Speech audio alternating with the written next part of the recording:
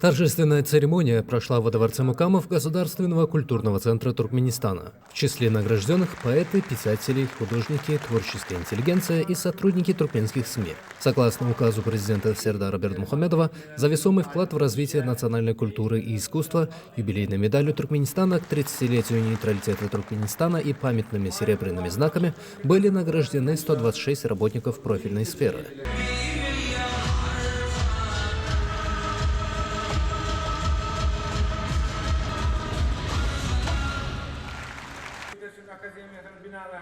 Важно отметить, что в последние годы туркменские СМИ вышли на качественно новый уровень. Интеграция в мировое информационное пространство, использование современных цифровых технологий и глубокое освещение государственных преобразований стали визитной карточкой национального медиасообщества. Госнаграда стала подтверждением их профессионализма и важной роли в консолидации общества. Выступавшие со сцены выразили глубокую признательность президенту Сердару Бердмухамедову и национальному лидеру туркменского народа Гурбангулы Бердмухамедову за всемирную поддержку талантов.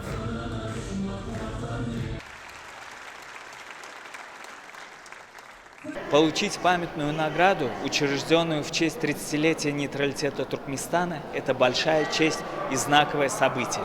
Для меня это прежде всего мощный стимул развиваться в профессии и дальше, направляя все свои знания и силы на благо нашей Родины. Такие награды вдохновляют нас, молодых специалистов, работать еще качественнее и достигать новых высот.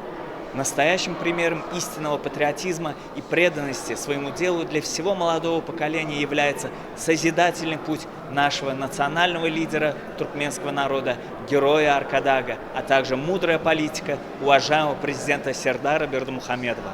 Мы видим, какие условия создаются в стране для нашего роста и стремимся быть полезными своему государству.